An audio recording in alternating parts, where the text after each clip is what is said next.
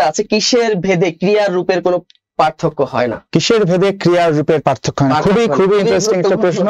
এই ধরনের প্রশ্ন কিন্তু আসে পরীক্ষায়, কিন্তু খুব আসে। এখানে একটা চমৎকার একটা বিষয় লুকিয়ে আছে। এক্স্যাক্টলি, কিসের ভেদে ক্রিয়ার রূপের পার্থক্য হয় না? ক্রিয়ার রূপ। এখানে কিন্তু স্যার বলে নাই যে একটু আগে যে একটা প্রশ্ন ছিল যে কি জানি, সর্বনাম, ক্রিয়া এবং কি অনুসর্গের মানে পরিপূর্ণ কোথায় ব্যবহৃত হয়, এখানে একটু পেঁচিয়ে দিয়েছে। ব্যাংকের প্রশ্ন হচ্ছে এরকম একদম। এবং আমরা লাস্ট যে দুটা ব্যাংকের পরীক্ষা দেখলাম, তিনটা পরীক্ষা হলো 3 সপ্তাহে, এই পরীক্ষার প্রশ্নগুলো কিন্তু এত মানে হার্ড করেছে, মানে এত ভেতর থেকে টেকনিক্যালি কোশ্চেন গুলো করা হয়েছে যে এইগুলো আসলে খুব ভালো মতো টেকনিক গুলো না বুঝতে পারলে, প্রশ্নের কোথায় কোন জায়গাটায় কি সমস্যা আছে, কোথায় একটুখানি ঘুরিয়ে পেঁচিয়ে দিয়েছে, এই জিনিসগুলো একটু বুঝতে না পারলে কিন্তু জানা প্রশ্ন ভুল হয়ে যাওয়ার সম্ভাবনা থাকে।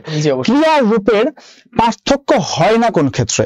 তো খেয়াল করে দেখেন, আমরা একটা ক্রিয়া লিখি, মনে করেন করছে, যেখানে একটা ক্রিয়া লিখলাম করছে।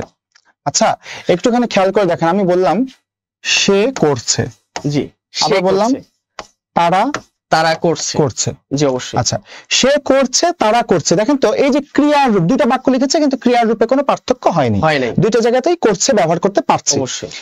তো আমরা পরিবর্তনটা করলাম কি, সে থেকে বানালাম তারা। তো সে মানে কয়জন? একজন। আর তারা হচ্ছে বহুজন, মানে বহুবচন।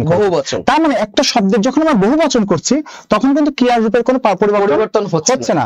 আবার যদি বলি ছেলেটি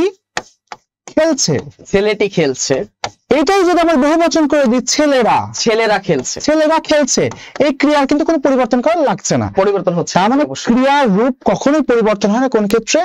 এই যে বচন যদি চেঞ্জ হয়, এক বচন থেকে বহু বচন হয়, সেক্ষেত্রে কিন্তু ক্রিয়ার রূপে পরিবর্তন হয়। বাকি সবগুলো ক্ষেত্রে পরিবর্তন হয়, প্রয়োগ ভেদে পরিবর্তন হয়, তারপরে অর্থভেদে তো পরিবর্তন হয়, অবশ্যই হবে। হ্যাঁ, আবার বর্ণনা ভেদে বাক্য আপনি কিভাবে অতীতকালের বর্ণনা একরকম হবে, বর্তমানকালের বর্ণনা ভবিষ্যতে আরেক রকম হবে। তো সবগুলো ক্ষেত্রেই কিন্তু ক্রিয়ারূপের পরিবর্তন হয়। শুধু বাক্যের এক বচন থেকে বহু বচন করলে বা বহু বচন থেকে এক বচন করলে তখন কিন্তু ক্রিয়াটার কোনো পরিবর্তন করার প্রয়োজন হয় না।